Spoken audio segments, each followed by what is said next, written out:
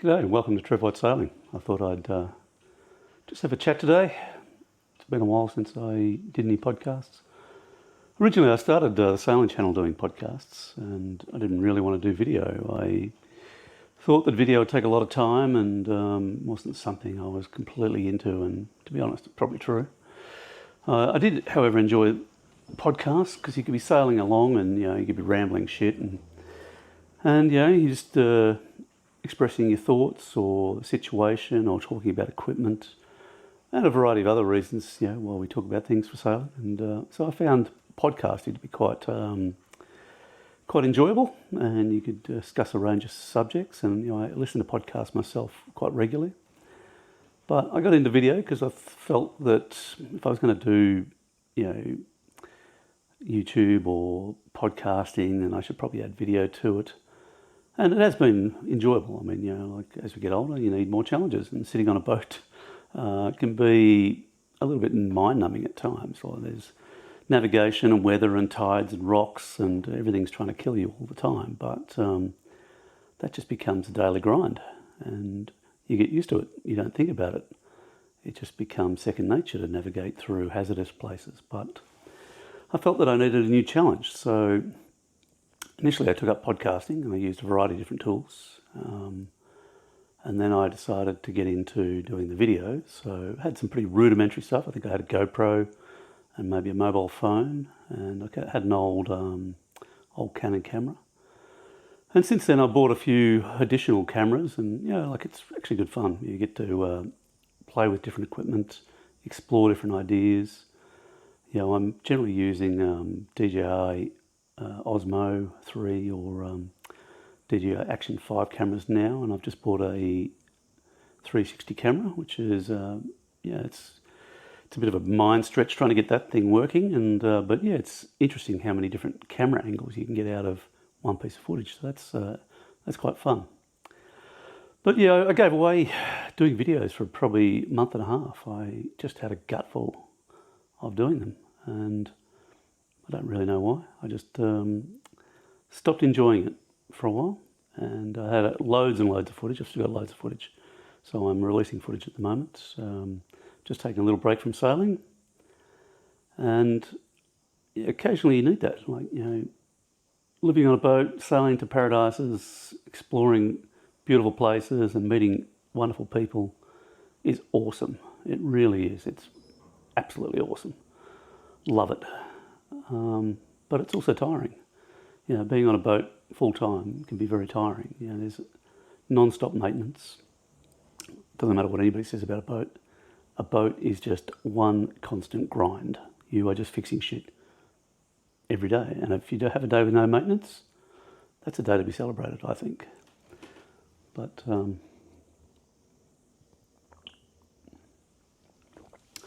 at the moment I'm on land. It's not rocking. I don't have to worry about the weather. The boat's in a secure position, so that's awesome. I'm catching up and doing some video editing and learning new cameras, and just doing some other things. Traveling around a bit, catching up with some people, doing some jobs that need to be done, finding some equipment that needs to be replaced on the boat. It never stops. There's always something that has to be fixed. But I in the last couple of months I had to really think about why I was doing videos. I know why I started doing podcasts. It was just a way to while away the hours whilst I was sailing, and it was really easy to podcast while sailing. You could just be talking about a central theme, the weather, autopilots, navigation, and whilst you're doing it you could be relaying your thoughts on the subject. So I'm definitely going to get back into podcasting. I think I do miss it.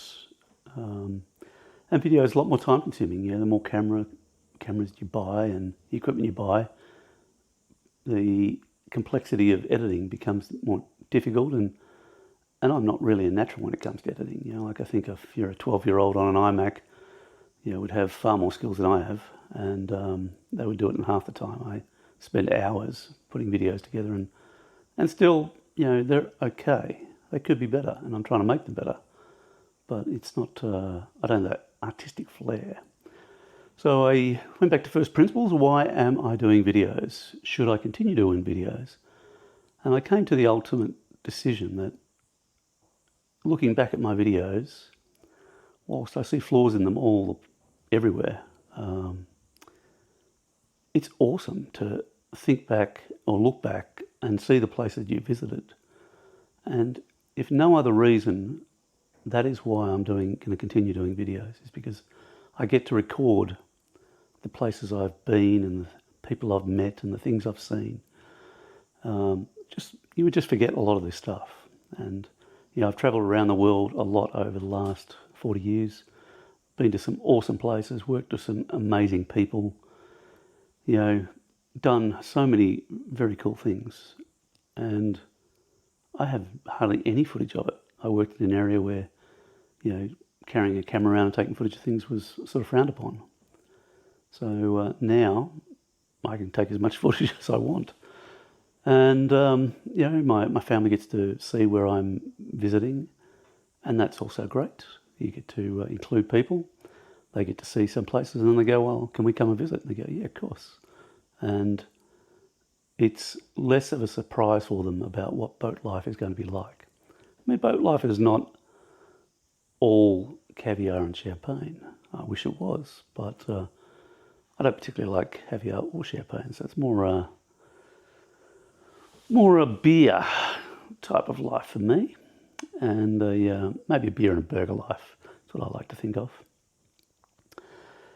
And so when people come, they understand what the life on the boat is going to be, and it's not a huge surprise, and I think that is great. Often I get crew on the boat as well, and I get just get them to watch a few videos and see what it's like, and that way they understand what it's going to be like for them, because they see the experiences of other crew. And whilst I can edit some of my swearing out, I guess my general personality comes through, so people can understand whether they will like me, and then I have to evaluate whether I will like them.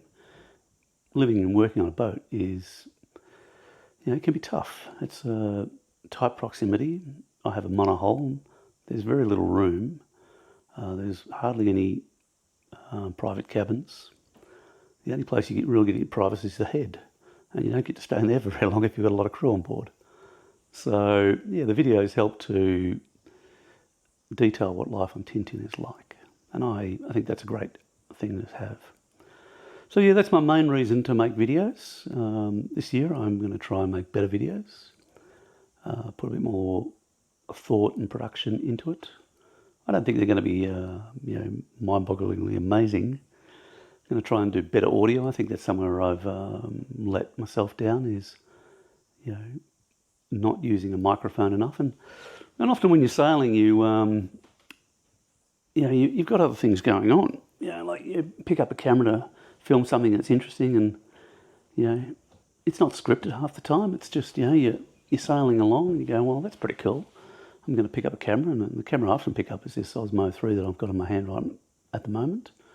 And it does have a little mic. I've got a little mic right here, and generally the mic does have much better sound, but in that moment, last thing I think about is picking up the mic. But I'm going to try and do that better.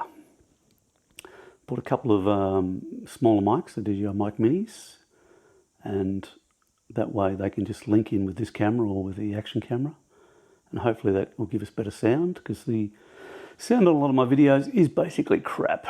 There's a lot of wind, but that's life. I mean, sometimes you're standing in the cockpit and trying to talk to someone at the bow of the boat, and you can't hear each other. It is blowing its ass off. It's howling a gale. And, I think some people just need to realise that is what life on a boat is. It's windy. That's why we have sailboats. The wind pushes us along. It also, makes it difficult to hear at times. But it does sound crap through a microphone on a camera. That I will give you. So I'm going to try and do that better. But also think, like people get to experience what it's like. Sometimes, you're just hanging on for dear life. And the wind noise is just part of sailing. So it probably won't go completely, because I'm not going to edit it all out. but I'm going to try and improve the sound of my videos. I think sound is probably one of the key things, and done a bit of research again, back to first principles of video editing and making YouTube videos, and sound is definitely one of those things, and mine does sound pretty average, but we have the means of improving it. We've just got to take action and do it. But I've got a couple of videos coming up. I've got a video sailing to we're in Neo Tobo at the moment, and sailing to Wallace and Futuna. Now, Wallace and Futuna is one of the most amazing places I've been to. Windy as fuck. It is possibly the windiest place I've ever been to, and I was looking at the wind records, going, this place blows all year round. Like, there is not an off season, and it's maybe why it's so isolated. There's not much of a boating industry there. The people who use a new form of dugout canoes for racing and having a bit of fun, but it's just a windy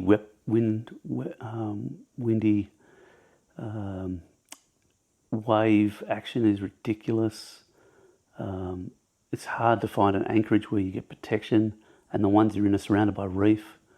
It's a really challenging place, but it's also awesome. Like, you don't have a tourist industry. Like, I don't even know if they get tourists go there. They must. They get a few, some die-hard French people, because it's a French colony essentially. And but there's no taxis. There's no bus system, unless school buses. You might be able to catch a school bus, but we typically hitched while we were there, and it's amazing. Like, someone will pull you over and go, "Hey, Trevor," just because on the grapevine they've heard that you're the guy anchored down in the bay, and your name is Trevor, so they know your first name. They pick you up because you're walking towards that direction, and they just know that you want to go home. And we had the local priest pull over one day. We were walking 4 or 5 k's up to the service station to get some fuel, and he drove us to the service station. He drove us back, and then the next day he drove us around the island and showed us all the churches. And it's one of the things I love about the Pacific. It's typically they're all Christian countries.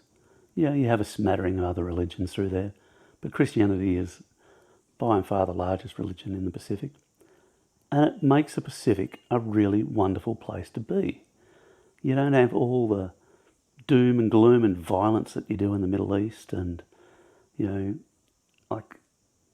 don't know, call me old-fashioned, but Christianity has brought a lot of prosperity to these places. It's stopped the self-harm that was there for years, thousands of years. I mean, it's not that long ago, the place like Vanuatu still had cannibals and headhunters. So did Fiji. We're only talking 100 years ago, and some cases less than that. Now you go to Vanuatu, and it's one of the most warm and friendly, wonderful places you can go. I mean, you could start a fight, you're probably going to regret it, but it's such a friendly place. I mean, the only exceptions would be PNG and the Solomons. Those two islands, or island groups, tend to still have a lot of problems, but generally the people are wonderful. It's just the domestic issues which have created real drama in those islands. Everywhere else where they've adopted Christianity, it's just so friendly and easy to be, helpful. I shake my head and go, like, it's so damn great sailing in the Pacific. People are just so awesome. So there's a big tick to Christianity, and I'm afraid the other religions, they just don't seem to be doing quite as well from that perspective. I look at a lot of the, worked a lot in the Middle East and Afghanistan and places like that, and Africa, wherever there's Islam, it all seems to be doom and gloom and bloodshed. So they're the places I don't want to go sailing. I don't want to visit shitholes. I'm worried about being shot at. I want to go and visit places where people are just super friendly, where people are enjoying life, where family is still a wonderful thing, and And that's what you get in the Pacific. You really do. Like you get that in bucket loads. I spent most of the season in Tonga, and it is awesome. I mean, Tonga has its own problems. There's it's not as prosperous as it should be. There's not a lot of work. There's some levels of corruption. You have a ridiculous amount of Chinese people there. Every shop in Tonga is owned by the Chinese. So if China decides to shut the door, then Tongans are going to starve. That I don't like. I think the Tongan government has made an error there. But the Tongan people are very family focused. They're awesome people, super friendly. Fantastic rugby guys. It's great to go and watch a high school rugby match. I mean, they're built like 30-year-old men, big dudes, and they're only 15, 16. No wonder they're exported to New Zealand and Australia, and play professional rugby. They're very good at it. But yeah, I mean, it's such a awesome place to travel around. Like it's places like Tapu, awesome. There's, what we love about the Pacific is probably what they don't love. I love the family aspect and, the simplicity, the lack of Western influence. I guess for a lot of the young people there, they want that. They want mobile phones and cars and motorbikes and all of these things. But at the same time, it makes the place really, easy to get around. People will still stop and have a chat. They'll invite you in, sit down to have lunch, walk around an island all day with you because, they have the time to do it. No one goes hungry in these places because there's always enough food. I mean, if there was a cyclone, it would make it difficult. The gardens get knocked around. But, there's an ocean to provide fish. There's gardens to provide vegetables. There's pigs, which are plentiful, and birds in many places. So no one goes hungry. And I think that is also awesome. I look at our Western cultures, and whenever there's some sort of, incident, bushfires, floods, people really do it tough because they have no reserves, and that's one of the things I like about the islands. Like nearly everybody still has a garden, and they need a garden. They don't have a corner shop. Tapu is a classic example. They have one shop on the island, and most of the food in there is crap. It's corned beef and biscuits and milk and some baby powder and things like that. Some essentials, but the food is pretty average, particularly the food they're getting in there. And it can be a month, 2 months between ferry services, so it has to be food that will last a long period. But the local produce is awesome. You've got fresh fish and plentiful in most places. You've got pigs everywhere because they grow pigs. You've got massive gardens, and everybody has a garden. Like you cannot exist without a garden. And they have big gardens so they can feed the whole family, and people work the gardens. And it's generational. They've been handed from one generation to the next generation to the next generation. And they know their lineage. They know where the lands come from. They know where the neighbour's land starts and where theirs stops. And, I was chatting to one guy and he's talking about someone who was doing a bit tough. That guy doesn't go hungry. He goes around to someone else's food place and they'll feed him. People drop food off to him. So even though someone's going through a hard spell, the community are looking after them and making sure they don't go hungry. And I was travelling around Vanuatu a while ago, and there's no homeless people because they pick them up and they take them back to the village, and it's the accountability of the village to look after their own, and I think that is awesome. I mean, we don't have that in Western culture. People end up on the streets. We worry more about refugees and immigrants than what we do our own people. We spend a fortune on people from other places when we should be spending that money on our own. We should be subsidising our young families to have children. Instead, we're paying fortune to, put people in accommodation from other countries, or we're giving so much money to other countries for no return. It's just, you got to shake your head. Charities should start at home, and it should be based on fostering our own countries, not trying to save everybody else. And a lot of these people don't want to be saved; they just want our money. The money I do see spent in the Pacific goes to people who need it, but people still don't appreciate it. Do we get a good return on that investment? I'm not sure we do. I think we could build closer ties with the Pacific. I know Australia and New Zealand do it. AusAid programs and New Zealand aid programs. I think they're fantastic. They are doing good work. I like the fact that we're importing, well, not importing per se, we have labour exchange programs with a lot of Pacific countries. And if I was going to take people from any country, I would take them from the Pacific. And, because culturally we're more aligned than people who hate us from Africa and the Middle East.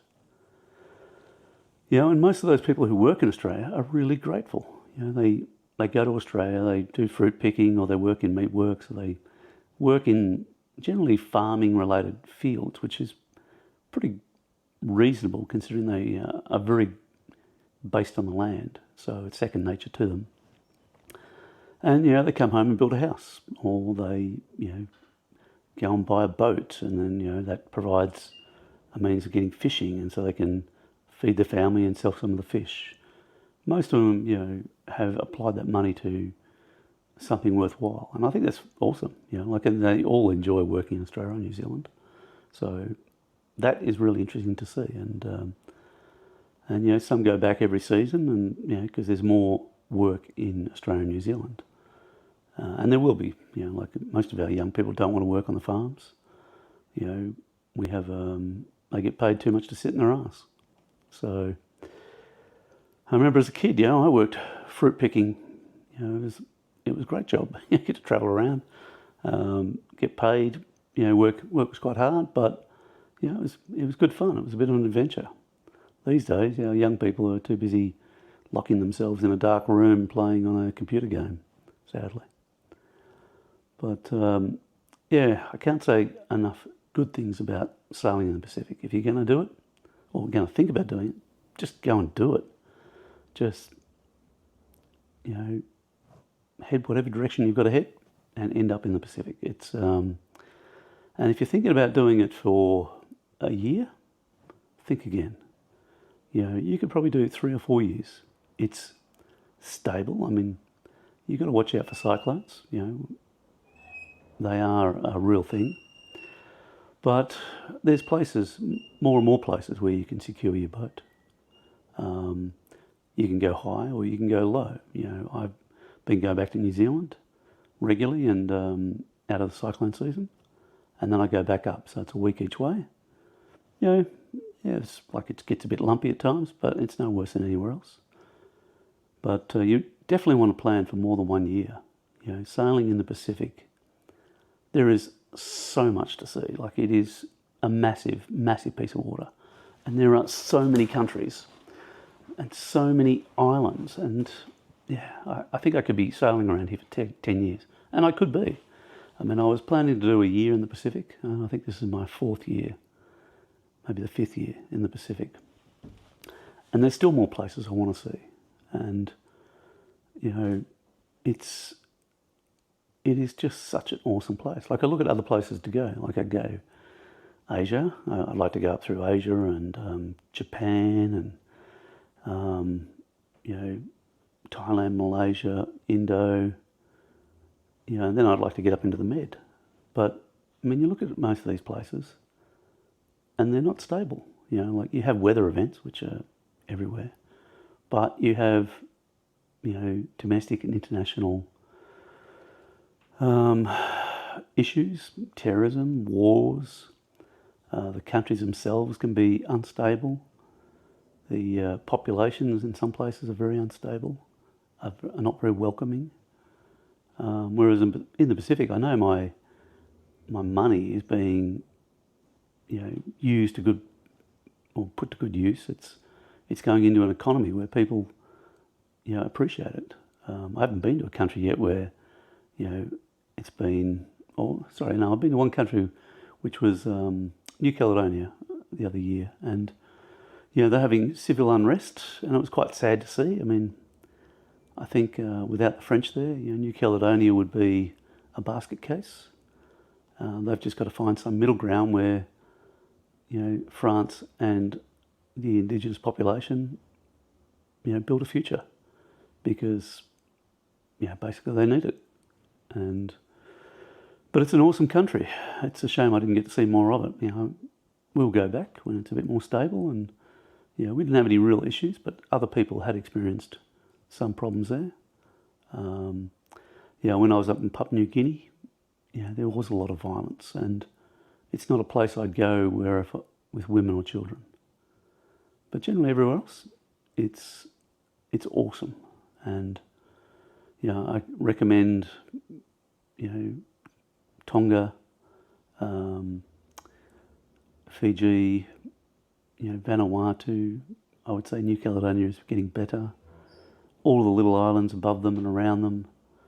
French Polynesia, I hear mixed reports. I've been planning to go there for a while, but it's an upwind sail to get there from Australia and New Zealand, and I get a lot of mixed reports of just animosity towards sailing vessels. So I have this view: go where you're treated best, and at this stage, it's not French Polynesia. So Tonga is just awesome. Fiji is great. Vanuatu was awesome. And these are countries where it's still really simple, and they're emerging into the 20th century. That's what it feels like. These people are just living very simple lives. That's one thing I love about sailing. I don't want to go somewhere where everybody's got a mobile phone and the big screen TV, and they're driving an EV. I want to go somewhere where people have dugout canoes and living a simple life, and that's what I sail for, is to get that experience. And you can see people changing. Like, the change is happening very rapidly. So if you're thinking of doing a sail across the Pacific, now is the time to do it. Technology is going to enter these countries as it has in Africa and Asia, and it will change dramatically. And that's not a bad thing. I mean, that's how things should happen. Like, these countries all want better health. They want better technology, and the technology will give them much better resources. It'll improve the health system in those countries, but at the same time, it'll steal a simple life, and they'll have all the same bullshit that we have in the West. And I'm there to experience the simplicity of life. Get away from the bullshit.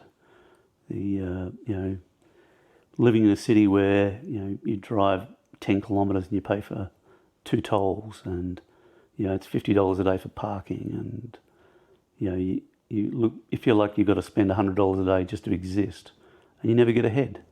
Whereas I might spend, in some places in the Pacific, $400 a month if I'm lucky. I've just bought a heap of food, and it it goes a long way, and that's being generous. I mean, I'm really generous when I'm buying produce. I never barter or bargain on anything. I pay full price. I always give tips, I don't give tips. I generally pay full price, and and I swap fuel and other things for food when I'm in different places, because fuel is difficult to get in places. So people have veggies and garden patches, and they want fuel for their outboard because it's they're just remote. They're very happy to swap some veggies and that for fuel. So I always carry spare fuel to swap with locals for fresh veggies or pawpaws, pineapples, things like that. So, but yeah, the Pacific is awesome. And so yeah, I think this is long enough. I just wanted to get back into, podcasting and talk about where I'm at. The rest of this season is Walrus for Tuna, onto Fiji, and the 2026 season will be Fiji, mainly Fiji. So, but yeah, if you're thinking about going to Walrus and for Tuna, definitely do it. But be warned, it's windy. It is a very, very windy place. But yeah, a couple of videos coming up of Walrus and for Tuna. I recommend them. It's an awesome place. If you love churches, it's a great place. Like I've never seen so many churches, except maybe Adelaide in Australia. But yeah, there's some beautiful, grand churches, and the whole island is Catholic, which is unusual. French influence is significant there. Anyway, thanks for joining me, and have a great day. Safe sailing.